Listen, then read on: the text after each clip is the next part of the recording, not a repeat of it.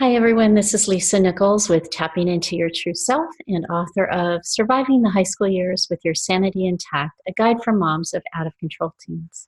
And today in this video, I'm going to cover how to tap. Tapping is also called emotional freedom techniques. We're not going to cover today how or why EFT works, other than to say that EFT helps the limbic system, where memories are stored in your brain, to release these stuck emotions or the emotional charge and the limiting beliefs that you develop when you go through some form of traumatic event. So with tapping, it always starts with a setup statement. And when you're saying your setup statement, you always tap on the karate chop point of your hand. Is the soft fleshy part right here on the side of your hand.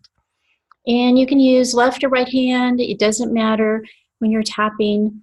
And so you're going to do your setup statement on saying tapping while tapping on the karate chop point.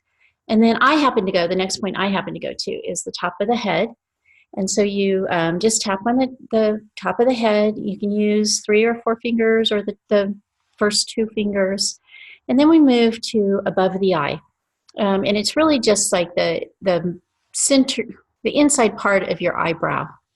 Then you go to the side of the eye, and it's the little bone right on the side of your eye, under the eye, on your cheekbone, under the nose, under your bottom lip, and on your chin.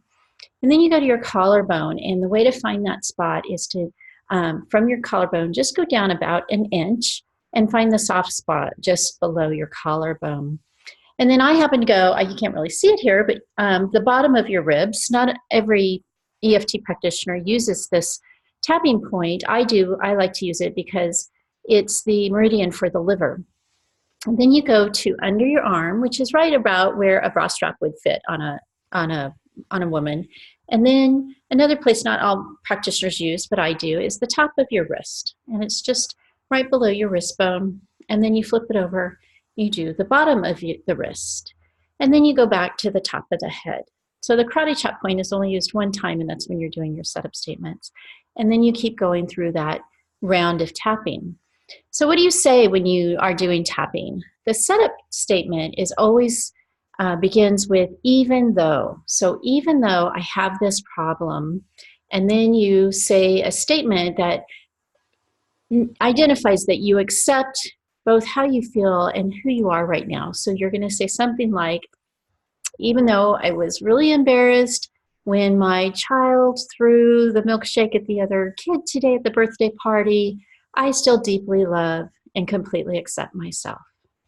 And then as you go around on the tapping points, you start with what could be called the negative aspects of this event that happened. So the trick is to make sure that you cover all of the aspects of this event. So for example, when your kid threw a milkshake at another kid, you're embarrassed by that he would do that, he or she would do that. You're irritated because you have to clean it up. You weren't happy, you were a little upset by the other child's parents' reaction. Maybe they didn't react very nicely. You felt bad for the employees. You need to really tap through all of the different aspects of how you felt about that event. So you would be like, I was so embarrassed. I can't believe my child threw that milkshake. That poor other kid had milkshake all over them. It was so embarrassing. All the other parents stared at me. And then the kids' parents weren't that nice. They were, I guess, deservedly upset, but they could have reacted a little nicer. They could have been a little more understanding.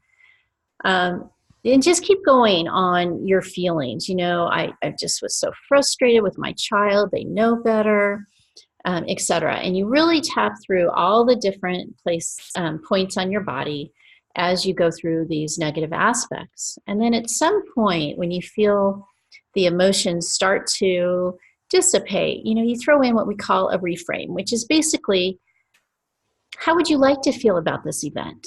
I'm willing to forgive my child, or I'm willing to forgive myself as best I can for my reaction, or it wasn't really that big of a deal.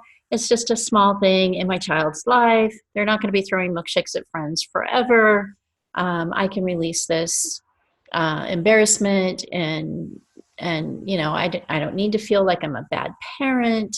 Whatever it is that you might feel and how you might want to shift into a different frame of mind around this event. So some tricks are making sure you really cover the negative aspects as much as you can before you go into the positive.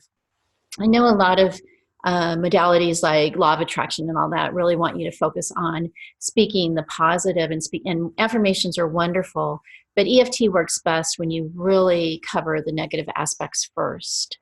And then just make sure that you cover all of the aspects, like I said before, and that should really help a lot with whatever emotion or limiting belief that you have, to get them unstuck. So I really want to give credit to Gary Craig, the founder of EFT, and all of the other wonderful EFT practitioners throughout the years who have gotten EFT to the point that it is today, including my trainer, Rob Nelson. And thank you for visiting my website and for watching my video. Thanks. Bye.